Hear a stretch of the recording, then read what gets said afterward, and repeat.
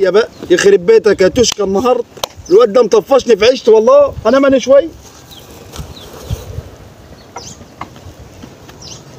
كل ما اسال على ابوي امه تقول له في الغيط ياك تصبح مولع الغط دي ولا مهدوده حد.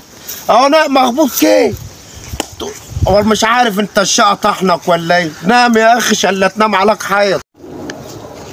شوف نايم كده اديب بموت واخلص منه هتحبس فيك يعني.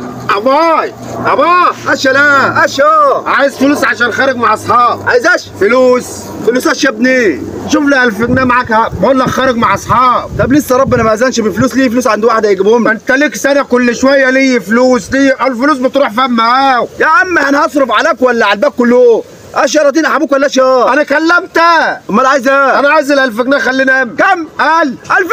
قال له خروجه مع اصحابها دي يا باي 1000 جنيه. ما تصغرنيش بقى ده انا ابن الحاج احمد يا جد. ده انا اخر مره صارف 100 جنيه بطني وجعتني عليها وانت تقول لي 1000 جنيه. اجيب لك منين 1000 جنيه يا ابني؟ ما تجيناش ده ما بتجيبش حاجه. ده الباك كله ما فيش 1000 جنيه. اديك انت 1000 جنيه. ايوه كده والله. روح يا ابني روح اتوكل على الله يا حبيبي. روح يخرب بيتك وبات امك. هاخد من امي بقى. ايه هاخد من امي امك يا اخي. ال 1000 جنيه هجيب له منين 1000 جنيه؟ ده انا مش لاقي.